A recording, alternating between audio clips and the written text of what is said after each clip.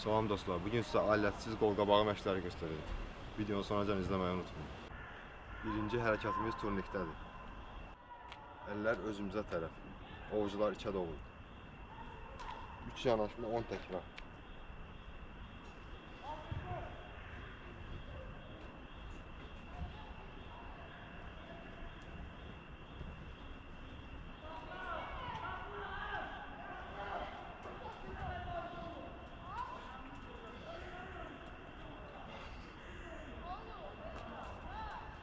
Növbəti hərəkətimiz yenidən turnikdə. 3 yanaşma 8 təkrar. Tutuş şəkli bu şəkildə.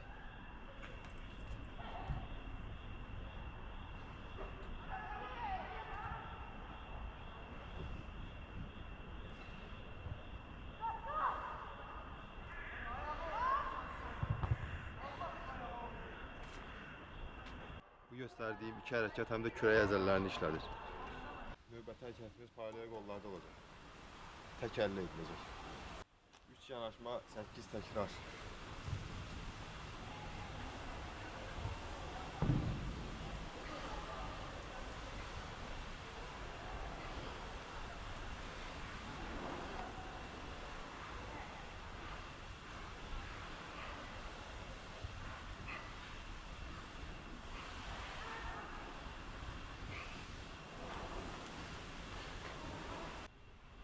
Növbəti hərəkət bir dənə kubik tapırsınız və ondan qolqabağı işləyirsiniz. 3 yanaşma 12 təkrar.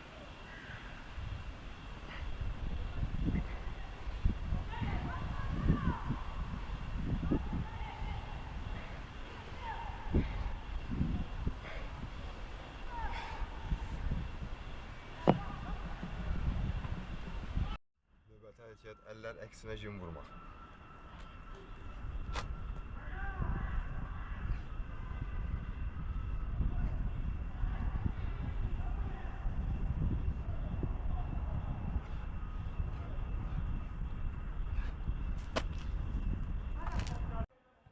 Bu videoların davamlı olmağını istəyirsinizsə kanalıma abunə olmağı və videonu bəyənməyi unutmayın.